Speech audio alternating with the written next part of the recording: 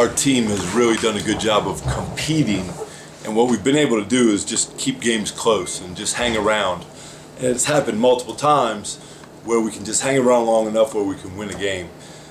Tonight we certainly had trouble. Two things. First of all, the defensive end, number 2 Stooks, was absolutely terrific.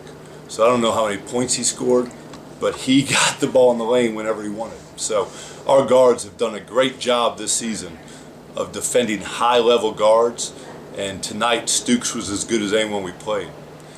And then offensively, their zone really puzzled us. We have had trouble against zone. Every coach in the Atlantic 10 knows that, and tonight we had more trouble than usual. Was there a ripple effect in any way? I don't even know if it's fair to ask this. Off Saturday's win, were the guys tired or something? Yeah, no, I don't think so, because so the basketball season is a whole series of ripples. So you're right with that analogy. There absolutely is ripple effect from one game, from one week, and it just keeps going and keeps going. And so if you talk to coaches in other sports, you know, they talk about, hey, it's coaching is one semester. Whereas in basketball, I mean, we coach in the fall all the way through the spring. It's a long, long season. So part of the challenge of college basketball is going from one ripple to the next. Did you notice anything completely different that went off after Saturday's big win? My answer, in practice, no. All right, like in practice for the last 2 days, I thought we did prepare very well. The Dayton game, like right at the end of the first half, you really got after your team, and also in this game, late in the first half, I think you wanted them in a certain defense, like after a basket, and they didn't. I don't know if they were able to execute what you wanted them to do, but what was the big issue late in the first half? Yeah, the big issue had nothing to do with my team, and so my team actually did compete very well at the end of the first half. What do you got to do? You got 7 games left.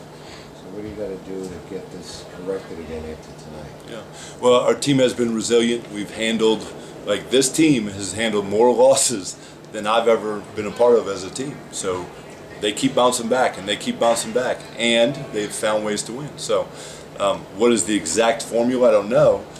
We certainly offensively have got to be more efficient. Yeah, you didn't have guys get into foul issues tonight like you did on Saturday. Right. Yeah, well, Prokop did have 3 fouls in the first half, and that was part of our challenge.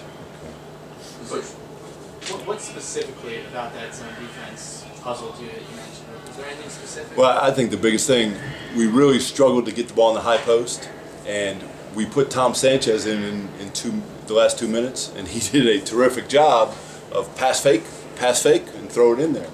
And as a coaching staff, we certainly have not emphasized just using pass fakes enough. Our guys were really good with shot fakes tonight. They did a good job getting Salle up in the air.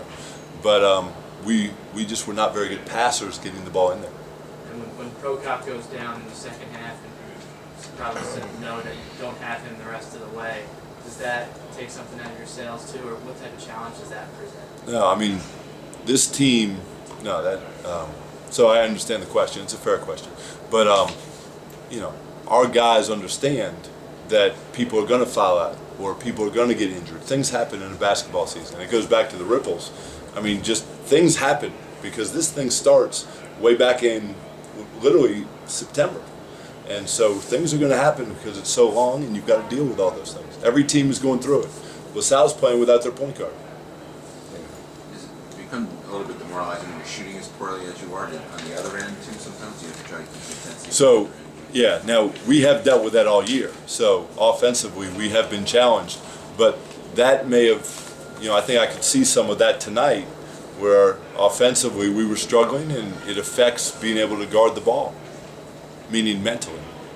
Coach, coming off the St. Joe's game where your bench was really on display because they had to be after some foul trouble tonight, 0 bench points, is that an area of concern, just the way that the game went? Yeah.